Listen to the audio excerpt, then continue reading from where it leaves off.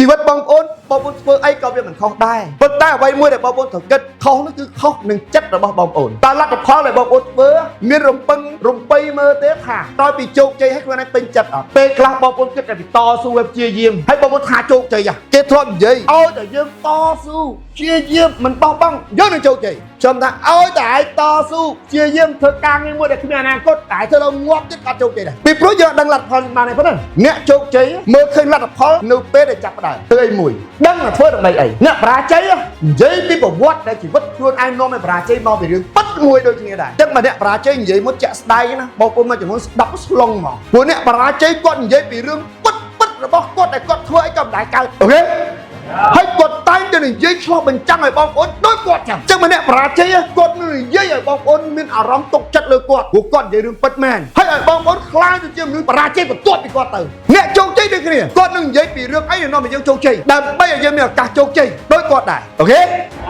រឿងសាមញ្ញមួយដែលនាំឲ្យជីវិតជោគជ័យឬបរាជ័យផ្ដើមចេញពីទីមួយគឺការគិតបងប្អូនអ្នកជោគជ័យមើលពីភាពអាចទៅរួចដែលគាត់មើលឃើញអ្នកជោគជ័យមើលឃើញពីឱកាសដែលអ្នកបរាជ័យមើលឃើញបញ្ហាអ្នកជោគជ័យស្ដាប់ពីព័ត៌មានវិជ្ជមានដើម្បីឆ្លើយតបទៅអ្វីដែលគាត់ចង់បានអ្នកបរាជ័យស្ដាប់តែព័ត៌មានអវិជ្ជមានដូចដែលគាត់វាឲ្យគាត់មានអារម្មណ៍ថាគាត់មិនអាចធ្វើកើតទេគាត់នឹងបរាជ័យអញ្ចឹងហើយបានគេនិយាយពីការសេពគប់គឺសំខាន់ការរៀនក៏សំខាន់យើងរៀនសេពគប់មនុស្សប្រភេទណាគឺទៅប្រភេទហ្នឹងយើងនឹងនាំគ្នានិយាយរឿងហ្នឹងដូចគ្នាអ្នកនាំរៀនផាក់ស៊ីនិយាយពីរឿងផាក់ស៊ីអ្នកនាំគ្នាដើរលេងនិយាយពីរឿងដើរលេងហើយទាំងអស់គ្នាទាំងជោគជ័យនិងបរាជ័យពេលវេលាមួយថ្ងៃ24ម៉ោងដូចគ្នាមិនមែនអ្នកជោគជ័យមាន25ម៉ោងទេមិនមែនអ្នកបរាជ័យមាន23ម៉ោងទេទាំងអ្នកជោគជ័យទាំងអ្នកបរាជ័យ24ម៉ោងដូចគ្នាតែគុណភាពនៃជីវិតអាស្រ័យទៅលើរបៀបនៃការប្រើប្រាស់ពេលវេលាឲ្យមានប្រយោជន៍អូខេ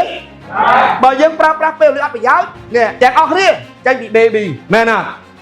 ទាំងអស់គ្នាចេញពី baby រហូតដល់យើង20ឆ្នាំពេលខ្លះបងប្អូនមួយចំនួនគាត់នឹងកើតទុករោគស្នេហាចង់ម្លាក់ខ្លួនចោលបាត់ងាប់មួយចំនួនដល់20ម្លាក់ខ្លួនចោលបាត់វាអត់ទាន់បានរស់ហ្នឹងទៅមិនដឹងក្តីឥឡូវបងប្អូន20ឆ្នាំគិតខ្លួនឯងមើលបងប្អូនចាប់ដឹងតែខ្លួនឯងមនុស្សចេះគិតដល់អាយុប៉ុន្មានណា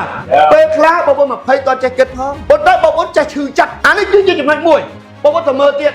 ពិតវាជាវ័យដែលយើងទៅតែធ្វើការសិក្សាទេជួបរឿងល្អជួបរឿងអាក្រក់វាគ្រាន់ជាដំណើរការទេវាមិនមែនជាអ្វីដែលកំណត់លទ្ធផលឲ្យយើងទេអូខេ60ឆ្នាំណាអ្នកខ្លះគាត់ចាប់ដើមដើរឈើច្រត់ដែរប៉ុន្តែនេះវាគ្រាន់ដាក់រូបតំណាងទេជាទូទៅមនុស្សវាមិនដល់ថ្នាក់ហ្នឹងទេអាច80ក៏មិនទាន់ដើរផងនៅតែរឹងមាំដល់ឡើយទេអូខេបងខ្ញុំលើកឡើងណាកុំរំពឹងទៅការប្រើប្រាស់ពេលវេលានៅពេលយើងអាយុ50 60មិនយើងមិនរស់ទេគឺយើងត្រូវរស់អាស្រ័យផលរបស់យើងបើយើងរស់នៅត្រូវពីក្មេងទៅ50 60វាជាជីវិតដែលយើងអាស្រ័យផលយើងរស់នៅពីក្មេងល្អដល់ពេលយើង50 ទៅ60យើងរស់នៅសោយសុខរហូតដល់ថ្ងៃស្លាប់ភាគច្រើនមួយទៀតបងប្អូន20 ទៅ 30ក៏មិនទាន់យើងជោគជ័យដែរអ្នកខ្លះជោគជ័យដែរព្រោះមកឲ្យគេមាននេះហ្នឹងគេកាត់គេជោគជ័យហ្នឹងមិនដឹងហើយតាមពេកគេសុះតាមវីដេអូគេធ្វើអីគេថាគេពិបាកណាស់ក៏កើតមកឲ្យគេទេឲ្យអត់ទ្រព្យសម្បត្តិគួរចំណែនគេទេអត់ត្រូវចំណែនគេទេ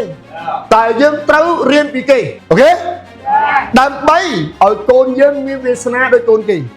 យើងអាចបង្កើតបានតើបងប្អូនអញ្ចឹង20 ទៅ 30បងប្អូនអាចមិនទាន់មានលទ្ធផលល្អក៏មិនអីដែរបើសិនជាបងប្អូនដល់ដំណាក់កាលនេះហើយបងប្អូនចង់សោយអល់អាយុ50បងប្អូនមានពេលវេលាដែលសំខាន់ដល់20ឆ្នាំឃើញមួយជីវិតរបស់យើងពេលវេលាដែលសំខាន់អត់ច្រើនឆ្នាំទេតែពេលខ្លះយើងមិនដែលខ្វល់ដល់ពេលយើងមិនដែលខ្វល់វាធ្វើឲ្យជីវិតយើងតាមដំណើរហើយទីបំផុតអត់មានលទ្ធផល